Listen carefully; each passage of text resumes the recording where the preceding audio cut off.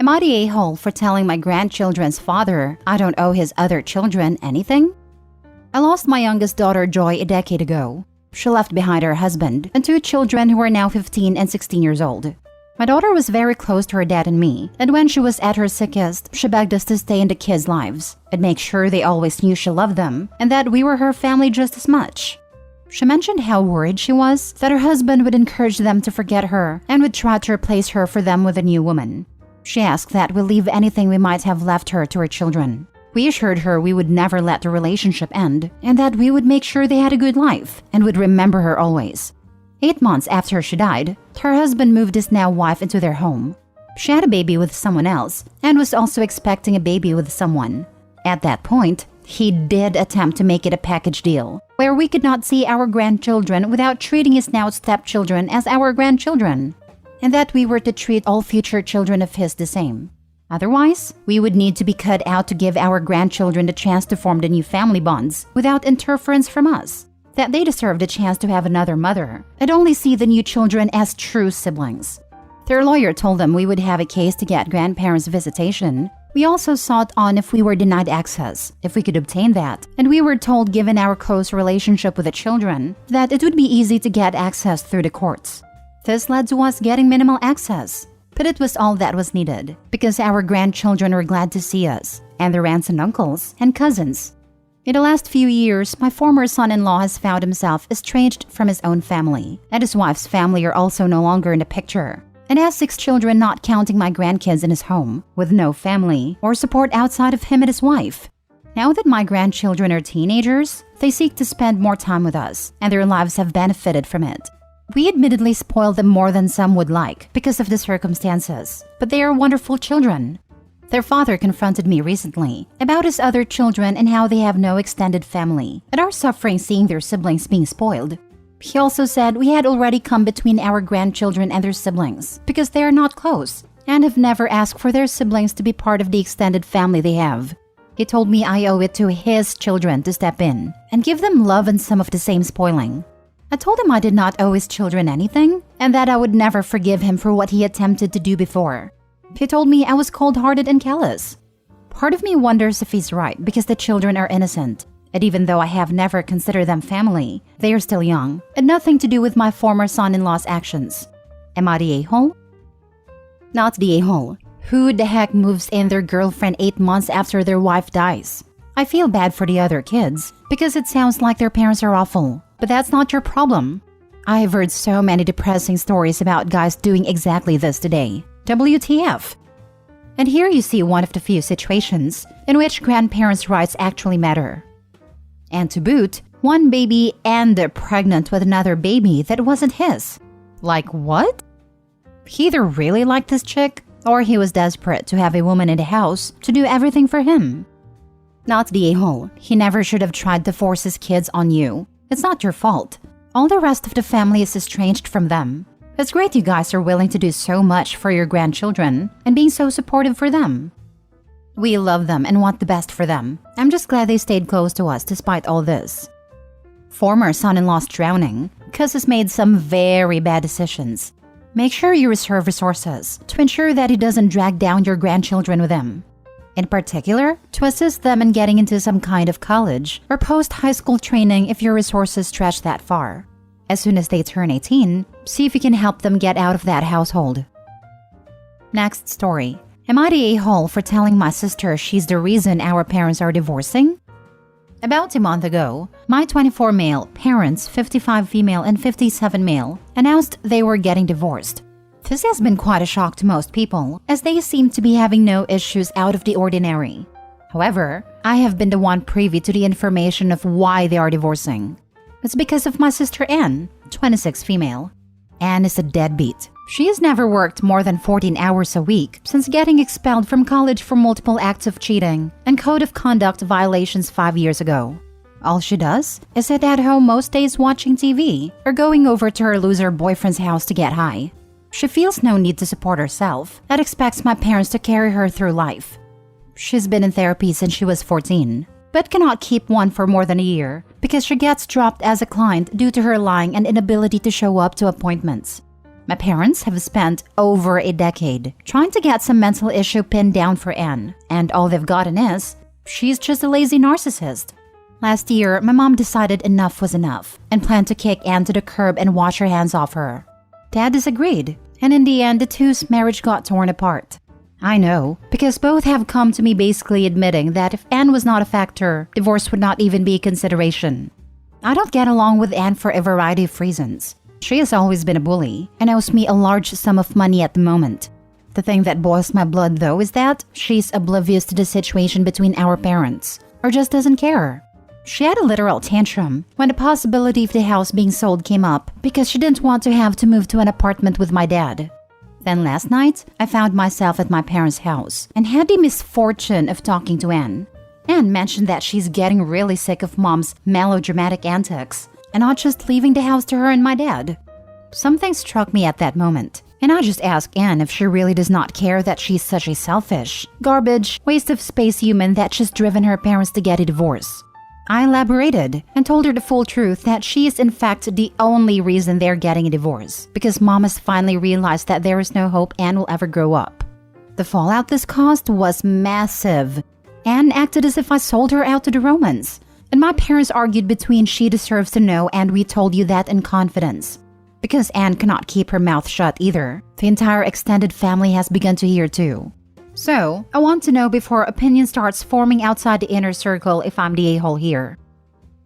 Nope, not the a-hole. Sorry, some tough love is needed for Anne. Doubt she's gonna get her act together, but she needed to hear it. Not everything is about her. Hopefully, she can get her act together and be a contributing member of society. And your parents can get back together with some therapy. The divorce is about her though. It's really not though. It's the fact that the father chose his daughter over his wife. The real issue is that the father chose his child over his wife, and his wife is not his first priority. This is just a nail in the coffin for her, and she's finally decided to leave after years of having her feelings be dismissed by him. This happens all the time, but usually it's the woman who chooses her children over a man. Not the a-hole. Daddy's girl needs to have a reality check. Correct. And let's be honest here. The sister isn't the reason they are getting divorced. It's the father's coddling and inability to hold her accountable, whilst the mother has had enough. If dad grew a pair and supported his wife, they probably wouldn't be divorcing. Everyone sucks here. Honestly, my initial judgment was you're the a-hole. But the more I read, the more it was just eek. I have slight reservations because therapy started quite young. Did anything ever happen? Or she exhibited behaviors they knew needed help? Either way, she appears to be able to grasp the concept of reality, has a relationship with someone, and can fend for herself when needed. She's just an a-hole. She's always had anger issues ever since I could remember. I don't know/remember the exact reason why she started at 14, but I want to say it was a recommendation after Anne started fighting at school. I know her second bout with therapy at 16 started because of self-harm threats. Next story. Am I the a-hole for not defending my sister after my husband said, "Good luck, you'll need it marrying her," to her fiancé? My husband used to get along with my family until my sister falsely accused him of cheating on me. He understandably doesn't like her anymore, but is usually civil towards her. My sister recently announced her engagement, and while everybody congratulated her, my husband turned to her fiancé and said, "Good luck, you'll need it marrying her." I was shocked he would say something like that, especially in front of my parents. But I never said anything as I didn't want to fight with him in front of everybody. My sister kept giving me a look like she expected me to say something, and when I didn't, she yelled at him herself. I made us leave because I could see us being there wasn't helping the situation. My sister has been texting me about what happened, mostly to take digs at my husband. She gets angry every time I ask her to stop, and thinks I'm siding with him when he was in the wrong. Things have gotten worse after I told her I wouldn't be going wedding dress shopping with her, as she's blaming my husband for that too. She sent him some messages directly, and he fanned the flames by saying he wouldn't let me go, and she would be lucky if we even attend a wedding. I've spoken to my husband and asked him to stop making things worse. He has agreed to stop responding to her, but she wants me to make him apologize and to agree to visit when she wants to go wedding dress shopping to prove I'm not siding with him, which I cannot do. Am I the a-hole? There are two situations here.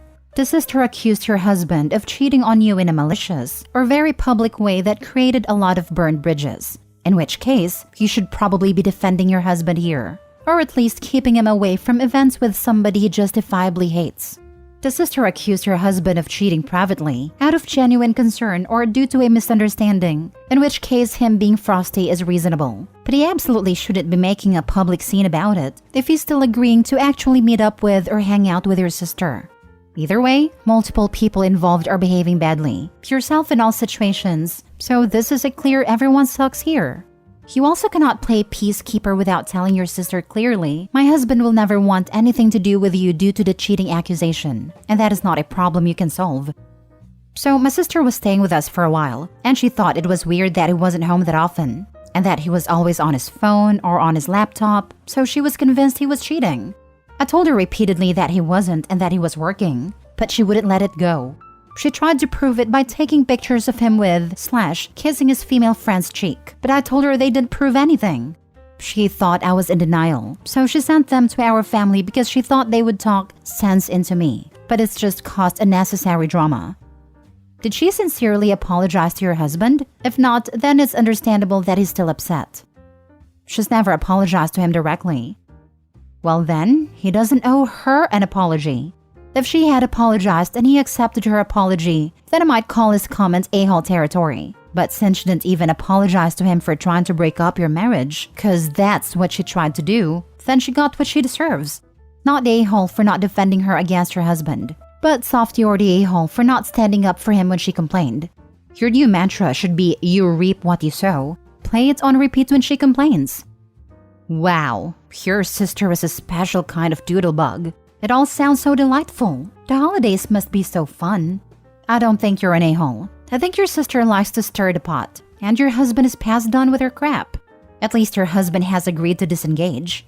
How much or how little you want to be involved in the planning of your sister's nuptials is up to you. Not your sister, not your husband, you.